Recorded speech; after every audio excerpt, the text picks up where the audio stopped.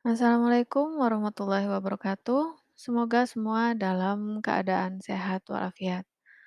Pada kuliah budaya visual Nusantara ini, saya Ayu Firdausi akan menerangkan materi mengenai perkembangan budaya visual di Indonesia yang terjadi pada zaman prakemerdekaan, pendudukan Jepang, dan revolusi kemerdekaan.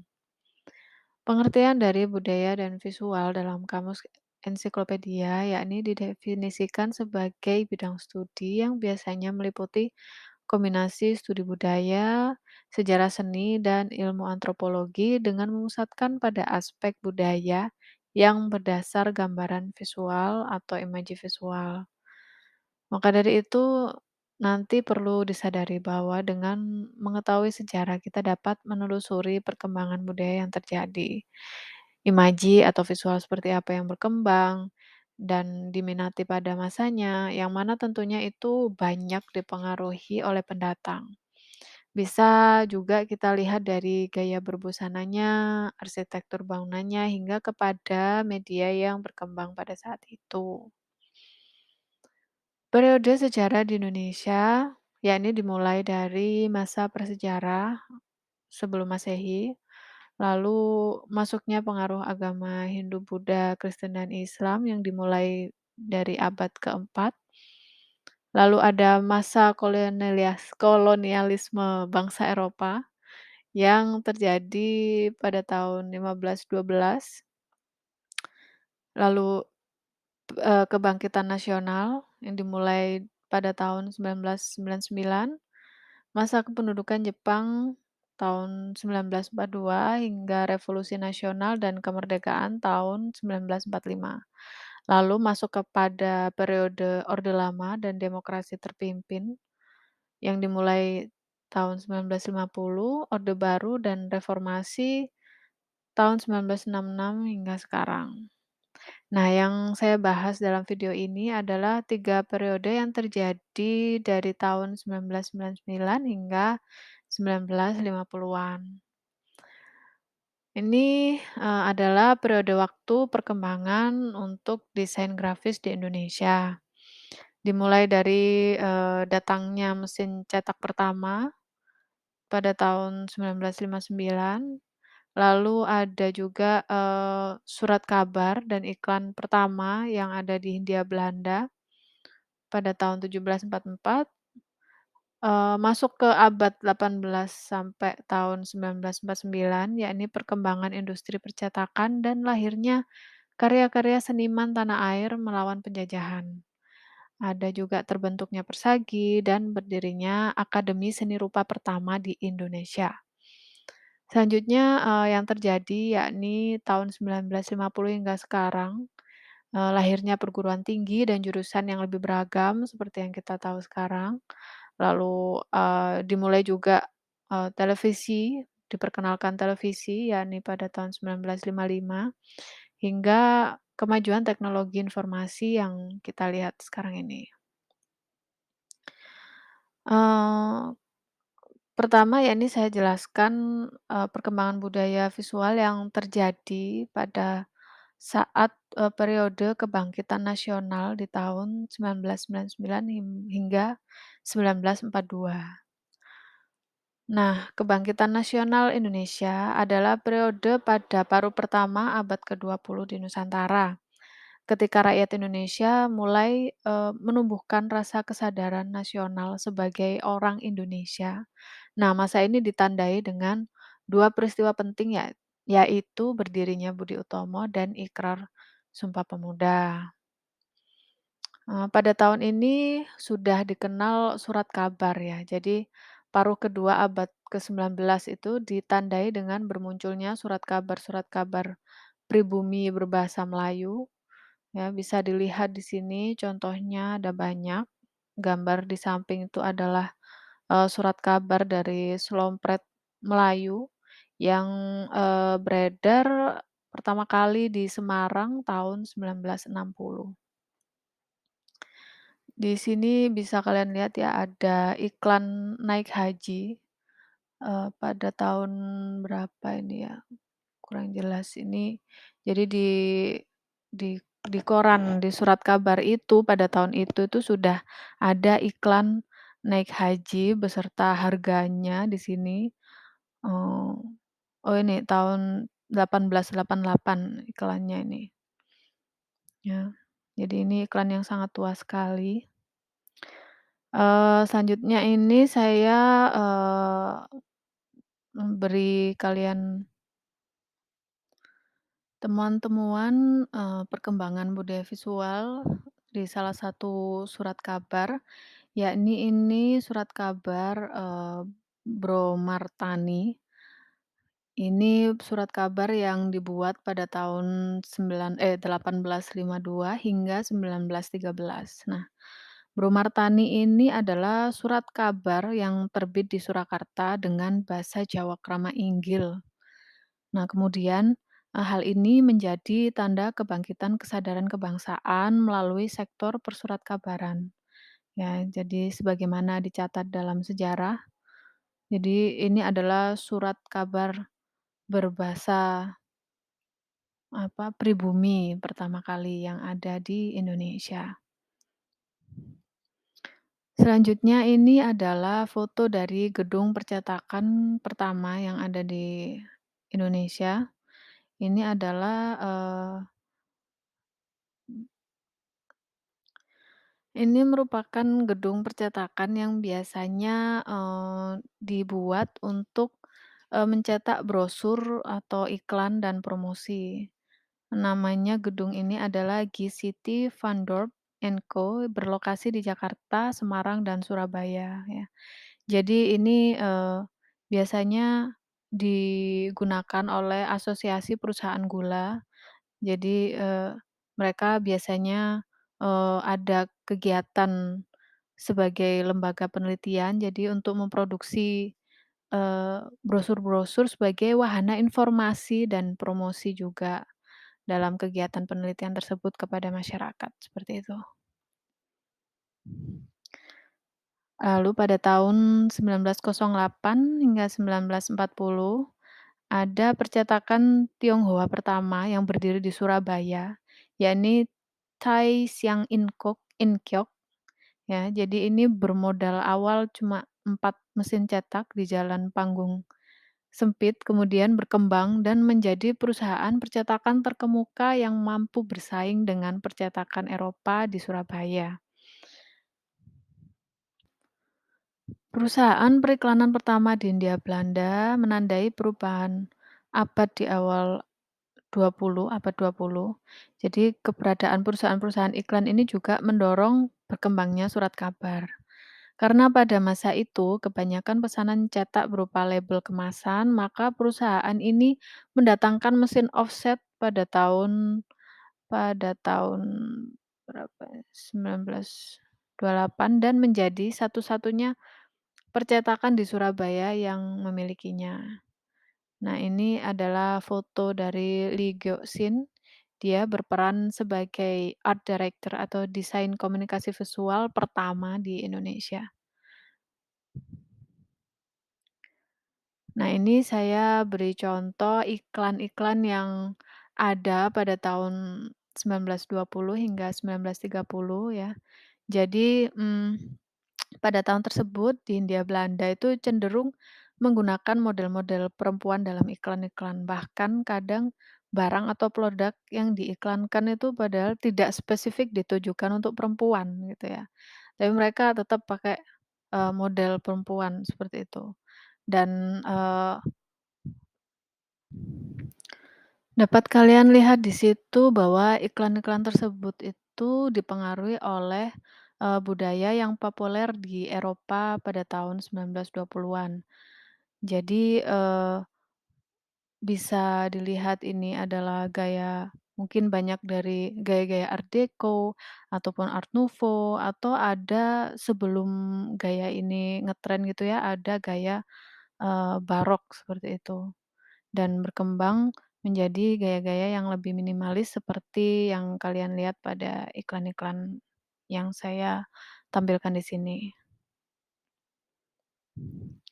Lalu, untuk komik sendiri, yakni pada tahun 1930, eee, komik pertama kali muncul di Indonesia, jadi pertama kali diperkenalkan pada tahun itu. Nah, pada waktu itu komik masih berupa gambar strip bersambung yang dimuat dalam surat kabar dan majalah.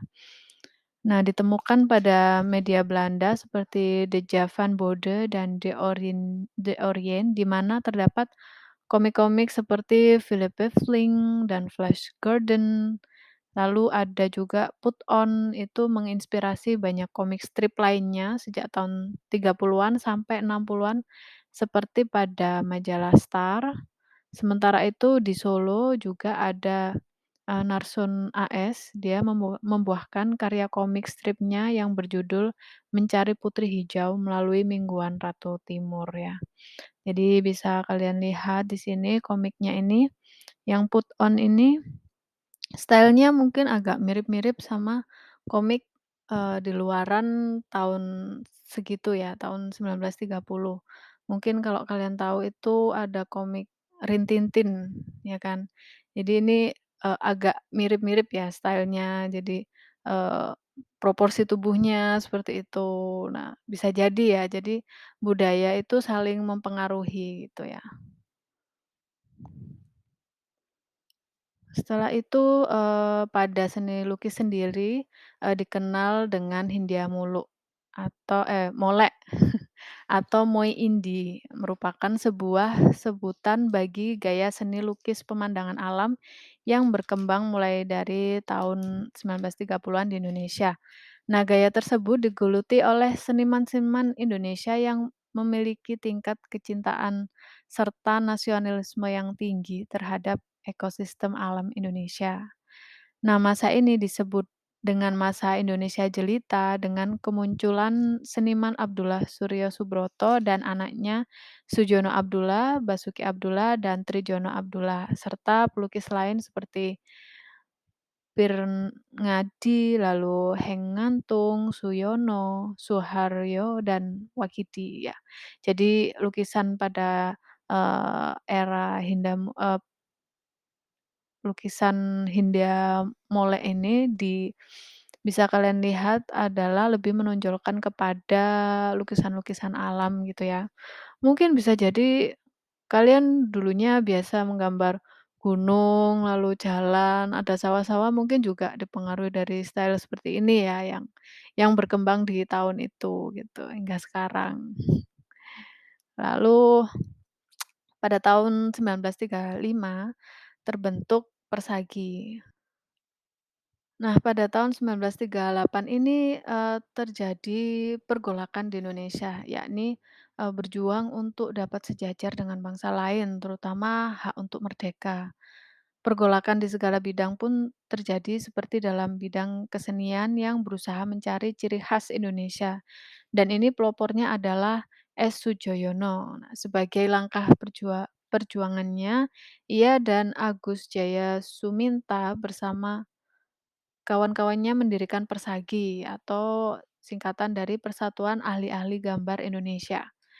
Nah, ini terjadi karena ia merasa tidak puas dengan kehidupan seni rupa jelita yang serba indah ya, karena dianggap bertolak belakang dengan apa yang terjadi di Indonesia. Nah, Persagi ini bertujuan untuk mengembangkan seni lukis di Indonesia dengan mencari corak Indonesia asli. Konsep Persagi itu sendiri adalah semangat dan keberanian, bukan sekedar kecakapan melukis, melainkan melukis dengan tumpahan jiwa ya. Bisa kita lihat di sini hasil karyanya itu kebanyakan mungkin, eee, menggambarkan suatu peperangan ataupun, eee lalu bisa dilihat juga ada semacam kesenjangan sosial, dan hal-hal yang dinilai kurang kurang bagus gitu ya yang terjadi di Indonesia, seperti itu. Memperlihatkan suatu realita yang kurang menyenangkan gitu yang terjadi di Indonesia, bertolak belakang dengan, apa yang ditampilkan di Hindia Molek, seperti itu. Lalu ada juga hibriditas budaya Indis. Nah, gaya desain grafis Indis merupakan suatu gaya campuran antara gaya desain modern yang berkembang di Eropa pada abad 19 sampai abad ke-20 dengan, menggabungkan antara eksotisme seni rupa tradisional wayang yang merupakan kekuatan lokal jenius masyarakat pribumi dengan, eee, modernitas gitu ya kadang ya, atau biasa juga kadang menampilkan murni, seni rupa tradisional tersebut, dengan, ukiran-ukiran yang mungkin bisa ditemukan, eee, di Indonesia seperti itu. Nah, seniman grafis Belanda dari Biro Aneta, dia banyak membuat eksperimen-eksperimen visual yang menggabungkan aliran seni rupa modern barat dengan estetika timur. Nah, yang ini, seperti klasik wayang sehingga menghasilkan hibriditas gaya desain grafis indis baru yang lebih segar, artistik dan kreatif ya. Jadi bisa dilihat di gambar itu, pada mata uang zaman dahulu ya, eee, dia menunjukkan gambaran visual, wayang yang sangat khas tradisional Indonesia ya. Lalu, untuk iklan ini digabungkan dengan suatu budaya modern seperti, eee, merokok ya di kalangan priai, lalu dengan font yang lebih modern dan minimalis gitu ya. Lalu ada juga ini adalah sampul rokok pada zaman itu gitu ya. Sorry sorry, ini sampul sampul Wenter, sampul Wenter coklat tua ini ya, ada gambar wayang juga. Ya seperti yang kalian lihat, seperti itu. Mungkin kalian bisa menemukan iklan-iklan lainnya di tahun tersebut ya, banyak yang unik-unik. Slide selanjutnya, yakni masa kependudukan Jepang yang terjadi pada tahun 1942 hingga 1945. Nah, ini banyak terjadi propaganda pembentukan kekaisaran Asia Timur Raya. Nah, masa pendudukan Jepang di Nusantara yang saat itu masih bernama Hindia Belanda dimulai pada tahun 1942 dan berakhir pada tanggal 17 Agustus 1945 seiring dengan proklamasi kemerdekaan Indonesia oleh Bapak Soekarno dan Muhammad Hatta. Penggunaan istilah pendudukan Jepang digunakan oleh Republik Indonesia akibat kapitulasi Kalijati di mana Jepang hanya melakukan pendudukan dalam waktu 3,5 tahun sehingga membuat orang tuh lebih memilih untuk menggunakan kata pendudukan daripada penjajahan. Yang dilakukan Jepang maupun Belanda sebelumnya ya, mereka banyak melakukan propaganda ya. Jadi propaganda di sini didefinisikan sebagai bentuk sistematis dari persuasi yang bertujuan untuk mempengaruhi emosi, sikap, pendapat, dan tindakan khalayak sasaran tertentu untuk tujuan ideologis, politik, atau komersial melalui transmisi terkontrol pesan sepihak yang mungkin atau mungkin tidak faktual ya. Jadi melalui saluran media massa dan langsung seperti itu. Propaganda Jepang ya, terjadi pada Maret 1942, yakni dalam kecamuk Perang Dunia Kedua, ya. Jepang menginjakkan kakinya di Jawa sebagaimana Aiko Kurosawa pernah mencatat dalam bukunya tahun 1993, yakni keterlibatan penduduk untuk memenuhi kebutuhan operasi militer menjadi sasaran utama yang harus digerakkan. Mereka banyak, menurunkan seniman ya, jadi seniman di sana itu memegang peranan yang penting dalam operasi militer ini, karena mereka memiliki daya panggil menciptakan propaganda Jepang ya, dengan apa, tag name-nya apa sih istilahnya, eee, maaf semacam tagline maksud saya ya. Jadi men me me memberitahu, jadi mempengaruhi bahwa Jepang saudara jauh Asia. Nah, propaganda ini lebih dari sekedar alat untuk memanipulasi ya. Jadi ia dimaksudkan juga untuk mematahkan dominasi kultural. Jepang sangat sadar bahwa propaganda adalah sebuah bentuk komunikasi yang memiliki peranan penting dalam mengelola pendudukan di luar teritori Jepang itu sendiri. Nah, selanjutnya, eee, terjadi ledakan seniman selama masa kependudukan Jepang. Karena ya yang pertama, Jepang menyediakan banyak fasilitas ya. Jadi ada menyediakan cat minyak, kanvas, studio, dan bahkan model secara cuma-cuma bagi yang bergabung dengan proyek Jepang. Yang kedua, yakni kursus-kursus melukis bersama guru Jepang dan pelukis terkemuka di Indonesia di berbagai kota. Lalu, ada juga pameran lomba dan pemberian penghargaan gitu ya. Jadi mereka sering, mengadakan semacam sayembara seperti itu ya. Jadi semua keistimewaan dan kemewahan itu selama masa pendudukan Belanda hanya bisa dinikmati oleh seniman dan kelompok teratas dalam masyarakat gitu loh. Jadi, dengan adanya seperti ini ya, banyak seniman itu yang tertarik untuk ikut, eee, bergabung gitu istilahnya ya, menyemarakkan gitu momen itu gitu. Lalu, ini adalah tokoh seniman Jepang yang cukup berpengaruh di Indonesia pada masa itu, yakni, Ono Saseo dan Takashi Kono. Nah, Ono Saseo sendiri, yakni seorang kartunis yang awalnya lebih banyak menggambar komik seksual Jepang karena saat itu terjadi gelombang nasionalisme ya, Jepang ikut perang juga dalam Perang Dunia II itu. Akhirnya, dia, gambarannya itu lebih nasionalis gitu. Jadi dia, ikut turut, eee, turut Turut berperan dalam dunia politik gitu, dalam karya-karyanya ya. Sehingga pada tahun 1942 itu ia diberangkatkan ke Indonesia. Nah, 3 hari setelah kedatangannya di tanah Jawa, ia menggambar mural ya di rumah penduduk di Banten yang menjadi mural tertua di Indonesia. Bisa dilihat di foto di bawah ini, dia menuliskan ada gambar kartun di sini, lalu ada, apa ini namanya, semacam seruan gitu ya, "Bersatulah bangsa Asia," seperti itu. Jadi, di sini memang Jepang itu berusaha memposisikan bahwa dirinya itu, eee, memihak Indonesia untuk merdeka, seperti itu ya, untuk melawan penjajahan Belanda.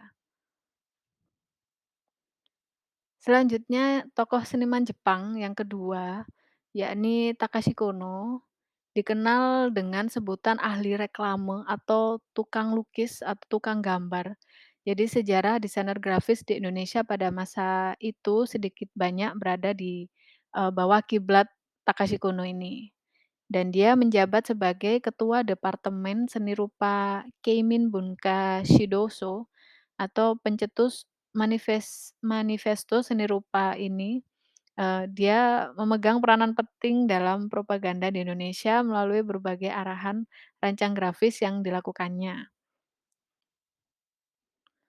Kono ini cukup aktif ya sebagai, perannya sebagai supervisor.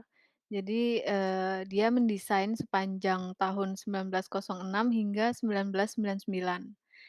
Nah, ini dia menjadi tokoh yang mempengaruhi gaya grafis kala itu, memperkenalkan teknik montase dalam eksekusi tata letak di Indonesia. Jadi, salah satu majalah yang dipengaruhi oleh, istilahnya stylenya Pak Kuno ini ya dari, majalah Jawa Baru seperti itu ya. Bisa dilihat di sini propaganda Jepang ya dengan menampilkan sosok-sosok pribumi yang apa ya, istilahnya itu berkawan dengan budaya Jepang, seperti itu ya. Jadi, eee, pada gambar di atas ini ada, apa istilahnya, tokoh Jepang yang berusaha memberikan suatu pengetahuan kepada petani-petani di sana. Lalu, ada juga anak kecil yang berseragam tentara Jepang. Yang mana ibunya ini pakai kebaya seperti itu ya. Lalu ada juga ini gambar, seseorang apa, seorang wanita yang menggendong boneka Jepang. Lalu ada juga, Seorang penari yang membawa bendera Jepang ya, lengkap dengan atribut, Jawanya seperti itu ya, eee, dengan aksesoris dan panahan ini, tapi diselipkan bendera Jepang di pinggangnya, seperti itu. Selanjutnya Keimin Bunka Shidoso, ya.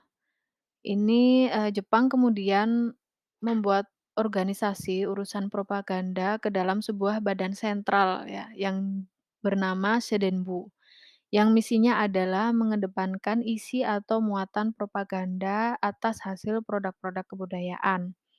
Nah, Keimin Bunka Shidosho atau dalam singkatannya itu KBS, ya, merupakan sebuah organisasi bawahan naungan Seidenbu yang bergerak dalam 5 bidang, yakni kesusastraan, lukisan, musik, sandiwara, dan film. Tujuannya itu adalah membangun kebudayaan timur demi kejayaan bangsa Asia Timur Raya, lalu menjadi alat organisasi propaganda untuk gerakan Asia Timur Raya, memajukan kebudayaan Indonesia, lalu mengasah keterampilan dan memperluas wawasan kesenian bangsa Indonesia. Kelompok ini didirikan oleh tentara Daini Pon dan diawasi oleh seniman Indonesia Agus Jaya Suminta, Oto Jaya Subanto, Trubus, Hengantung, dan lain-lain, ya. Ini adalah foto dari, eee, organisasi tersebut. Di sini ada tokoh-tokohnya, ada di sini bisa dilihat ada papan perusahaan ya, bertuliskan Jepang tapi di bawahnya ada tulisan Indonesia, Pusat Kebudayaan, seperti itu.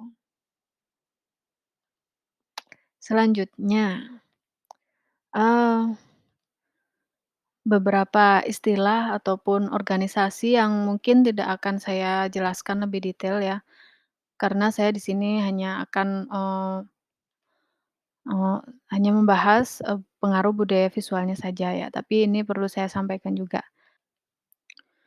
Yang pertama yakni ada peta. Peta dibentuk oleh pemerintahan Jepang pada tahun 1943 yang bertujuan untuk menghadapi Perang Asia Timur Raya dari serangan blok sekutu. Nah, peta ini merupakan cikal bakal dari terbentuknya Tentara Nasional Indonesia atau TNI. Nah, selanjutnya ada Putra atau Pusat Tenaga Rakyat. Nah, organisasi yang dibentuk pemerintahan Jepang di Indonesia pada 16 April 1943 dipimpin oleh 4 serangkai yakni, Bapak Insinyur Soekarno, Muhammad Hatta, Ki Hajar Dewantoro, dan KH Mas Mansur ya. Lalu tujuan peta itu sendiri adalah Putra, sorry sorry, Putra itu sendiri adalah untuk, membujuk kaum nasionalis dan kaum intelektual untuk mengabdikan pikiran dan tenaganya untuk kepentingan perang melawan sekutu. Nah, lalu ada Romusa ya, Romusa itu adalah tenaga kerja atau dan transportasi. Jadi secara teori, sebenarnya Romusa ini adalah tenaga kerja sukarela ya, untuk, membangun apa istilahnya, membangun jalur-jalur transportasi ya, seperti bandara, pelabuhan, ataupun kereta api, seperti itu. Tapi kenyataannya itu banyak yang dipaksa untuk bekerja ya, padahal Romusa itu sendiri awalnya itu, banyak apa ya istilahnya itu, penduduk itu menyambut positif Romusa itu sendiri, karena mereka itu akan berpartisipasi dalam, pembangunan infrastruktur Indonesia seperti itu ya, bahkan ada semacam, kayak kompetisi atau, apa ya istilahnya, penghargaan bagi pekerja yang, eee, pilihan yang terbaik atau seperti itulah. Tapi pada kenyataannya itu banyak yang dipaksa untuk bekerja ya, hingga, mengorbankan banyak nyawa, seperti itu. Selanjutnya yakni Jugun Ianfu, ya. Itu, adalah suatu, apa ya, perbudakan seks yang terjadi pada masa itu. Lalu ada Seikirei, itu adalah suatu, tradisi membungkuk ke arah matahari terbit ya. Nah ini untuk masyarakat Jepang sendiri itu merupakan sikap menghormati Amaterasu atau dewa matahari oleh pengaruh ajaran Shinto. Nah itu terjadi di setiap pertemuan umum dan juga ada semacam penyebutan nama Tenno Haikan atau Haika atau Kaisar Jepang, seperti itu ya. Tapi kan dirasa, tradisi seperti ini itu ndak sesuai dengan kebudayaan Indonesia ya, seperti itu. Terlalu dipaksakanlah. Selanjutnya ada istilah, tonarigumi, adalah bahan pengontrol pengumpulan panen, yakni sebuah sistem yang kemudian dikenal menjadi semacam RT RW yang kita terapkan hingga saat ini gitu ya. Jadi kadang ya adalah pengaruh baiknya dari, suatu kependudukan Jepang itu ya, tapi memang, banyak hal yang dirasa itu lebih menyakitkan daripada baiknya, karena kan kita itu ditindas seperti itu ya. Sehingga, perlu Indonesia itu untuk memperjuangkan kemerdekaan yang benar-benar, murni, seperti itu. Nah ini adalah poster-poster propaganda Jepang. Ini poster yang dibuat pada kala itu ya. Jadi ini mungkin saya kurang tahu sumbernya, tapi saya rasa karena posternya ini contohnya cukup banyak di media sosial ya. Mungkin kalau kalian coba googling, cari-cari itu, ini poster-posternya itu bisa jadi apa, semacam sayembarakan gitu ya, eee, dan diikuti oleh banyak seniman di Indonesia. Jadi style-nya pun bermacam-macam, seperti itu. Nah ini, banyak yang posternya itu adalah semacam mengajak mereka untuk, menjadi pejuang gitu ya, di bawah kepemimpinan Jepang saat itu gitu. Untuk menjadi semacam tentara, lalu ada angkatan laut, ini juga ada propaganda cahaya Nippon, pelindung Nippon, pemimpin Nippon gitu ya, cahaya Asia, pelindung Asia, pemimpin Asia, seperti itulah. Ada juga ini semacam poster-poster untuk mengajak masyarakat Indonesia itu bekerja keras gitu ya, bagus sih sebenarnya ya, biar aktif gitu ya. Jadi ini ada tag-nya itu pacul, pacol, dan skop alat yang terutama bagi apa ini, Asia Timur Raya, seperti itu ya. Jadi ini adalah gambaran, masyarakat bekerja, lalu ini juga ada Merin, saya orang Merin, turutlah saja, seperti itu ya. Lalu ini ada anak kecil ya, gambar anak kecil pakai baju Jepang gitu ya, ada bendera Jepang tapi pakai kopiah semacam itu ya dan hormat gitu. Apa ini, saya maaf ya kurang jelas tulisannya, mungkin kalau kalian bisa temukan di internet itu banyak ya, contoh-contohnya seperti apa. Selanjutnya ini lanjutan poster propaganda juga. Ini ada apa, semacam iklan menabung seperti itu ya, menuju ke arah kemerdekaan. Lalu ini untuk keperluan Tonarigumi, pelajaran pabrik, apa nih, Tsuchiyoko, seperti itu ya. Jadi banyak, poster-poster itu kemudian, yang bertujuan untuk membuat, masyarakat Indonesia itu lebih aktif gitu ya, dalam bekerja, seperti itu. Pokoknya Jepang itu kayak kerja kerja kerja, seperti itu.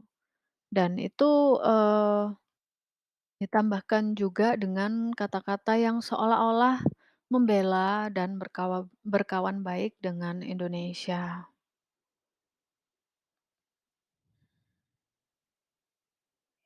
Setelah itu terjadi revolusi kemerdekaan, yakni, dimulai pada tahun 1945 hingga 1949.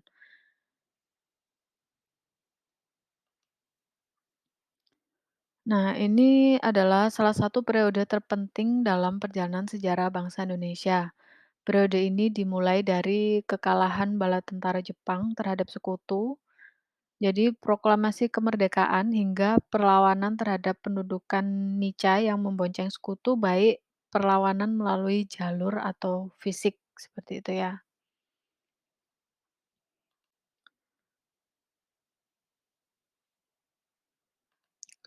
Dimulai pada tanggal 17 Agustus 1945. Nah, periode ini diawali oleh, suatu kejadian yang terjadi pada tanggal 6 Agustus 1945, yakni sebuah bom atom yang dijatuhkan di atas kota kota Hiroshima di Jepang oleh Amerika Serikat, yang mulai menurunkan moral semangat tentara Jepang di seluruh dunia. Nah, pada tanggal 9 Agustus 1945, bom atom kedua dijatuhkan lagi di atas Nagasaki sehingga menyebabkan Jepang menyerah kepada Amerika Serikat dan sekutunya. Nah, momen ini yang akhirnya dimanfaatkan oleh Indonesia untuk memproklamasikan kemerdekaannya.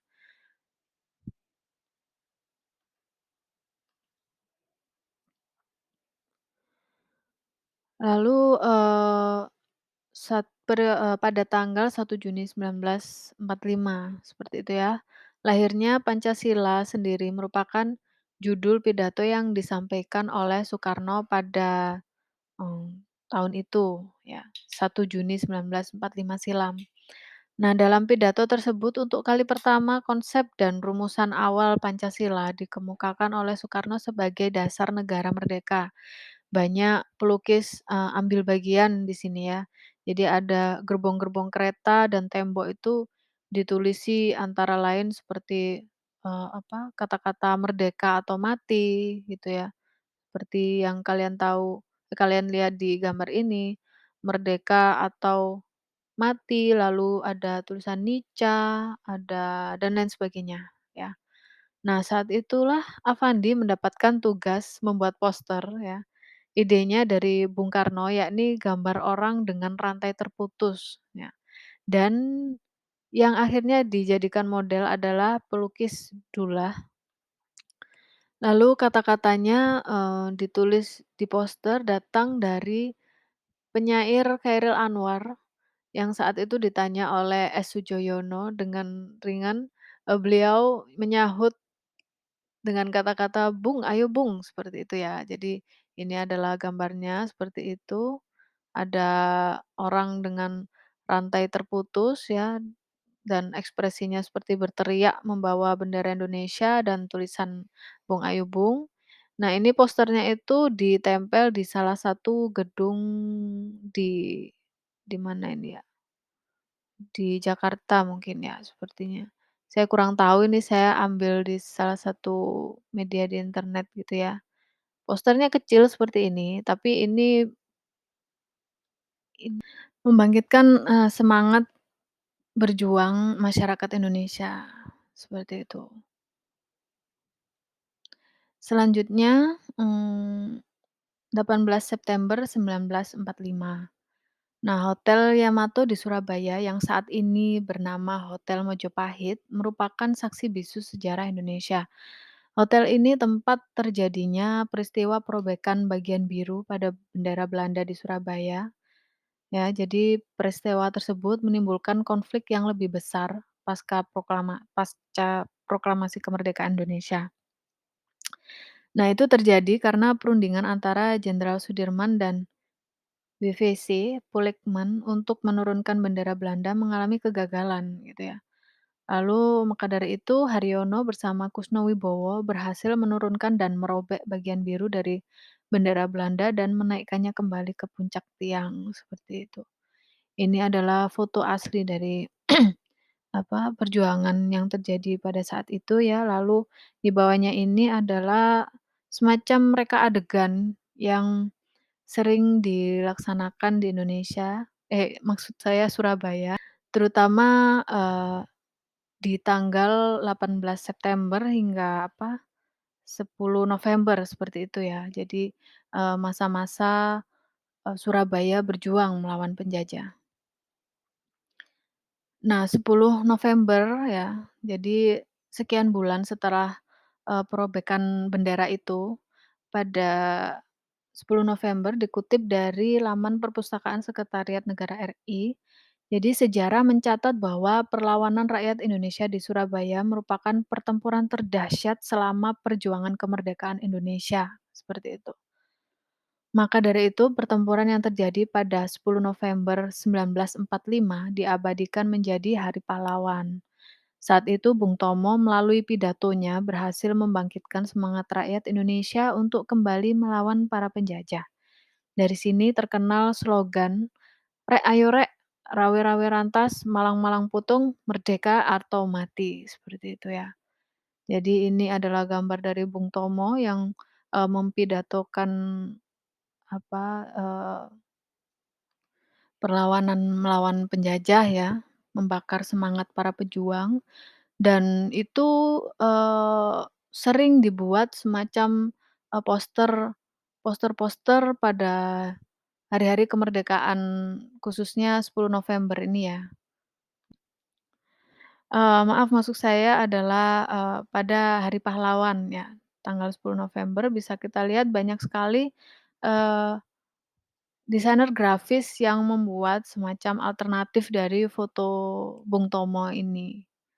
Ya, biasanya dibuat untuk poster atau, eee, media yang lain, seperti itu.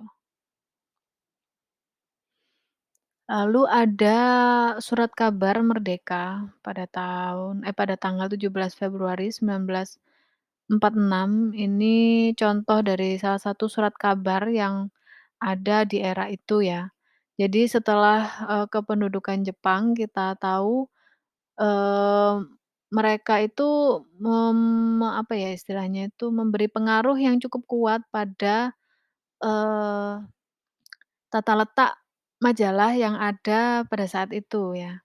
Jadi ini bentuknya minimalis, lalu lebih banyak semacam kayak, apa ya, blank page gitu ya. Jadi gambarnya itu lebih ditata seperti itu, nggak hanya, foto dan tulisan aja, tapi ada semacam,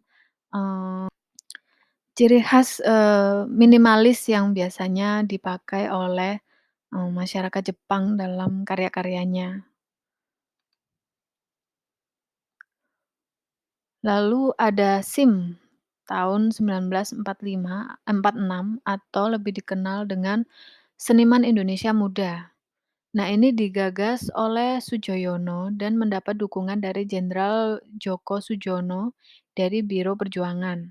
SIM yang mulanya bermarkas di Madiun dimaksudkan untuk mengkonsolidasi seluruh tenaga para seniman nasional. Nah, SIM sendiri tak sekedar sanggar pelukis, tapi juga menaungi beberapa cabang seni. Nah, Sujoyono dalam memoarnya bercerita tentang, eee, saya dan orang-orang sekitar saya. Menulis bahwa SIM punya bagian sastra, seni rupa, drama, musik, dan penerbitan dengan alat-alat pembuat klise yang primitif, katanya. Nah, selain kegiatan-kegiatan mandiri, SIM hidup dari proyek-proyek dari pemerintah untuk membuat poster, spanduk, plakat, dan lukisan dokumentasi perang. Menurut Agus Burhan, kegiatan kreatif mereka jadi agak lesu ya sejak Belanda mengagresi Indonesia pada tahun 1947.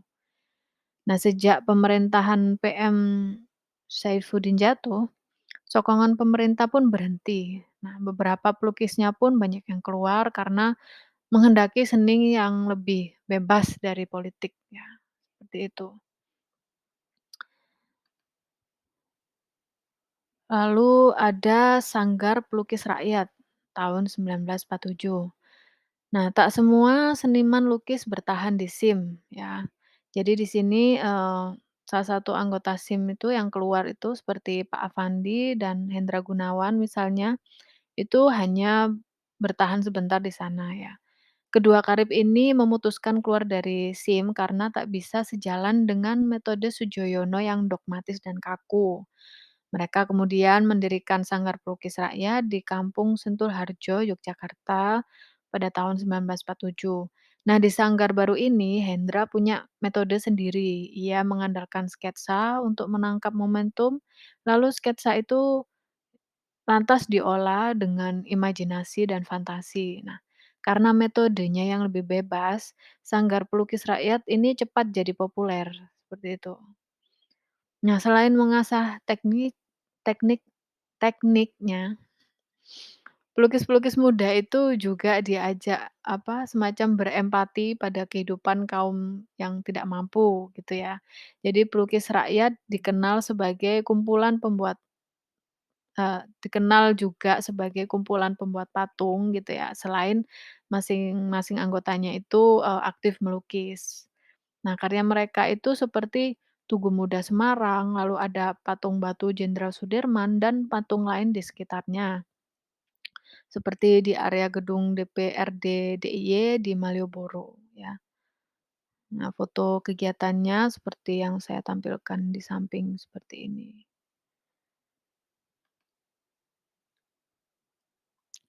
Lalu, nah di sini pada tanggal 1 Agustus tahun 1947 berdiri Balai Pendidikan Universiter Guru Gambar di bawah Fakultas Ilmu Pengetahuan Teknik Universitas Indonesia di Bandung. Nah, ini sebagai cikal bakal berdirinya Fakultas Seni Rupa dan Desain FSRD di ITB, ya. Nah, pada tanggal 15 Desember tahun 1949, ada Akademi Seni Rupa Indonesia atau disingkat ASRI, harusnya didirikan pada tanggal 15 Januari 1950 gitu ya, jadi, sebulan sebelumnya. Nah, tapi ketergeseran ini rupanya dimotivasi oleh adanya keinginan agar akademi tersebut itu didirikan ketika Yogyakarta masih merupakan beberapa ibu kota negara gitu ya. Jadi beberapa bagian pendidikan seni di sana seperti ada melukis, lalu ada patung, ada pertukangan kayu dan reklame, seperti itu. Sebenarnya masih banyak yang harusnya saya sampaikan begitu ya, tapi mungkin kalian bisalah mencarinya sendiri nanti untuk, eee, lebih memperdalam lagi apa-apa yang terjadi, di periode waktu tersebut yang sudah saya sebutkan di atas ya. Jadi, mohon maaf atas kekurangannya. Terima kasih atas perhatian kalian semua. Wassalamualaikum warahmatullahi wabarakatuh.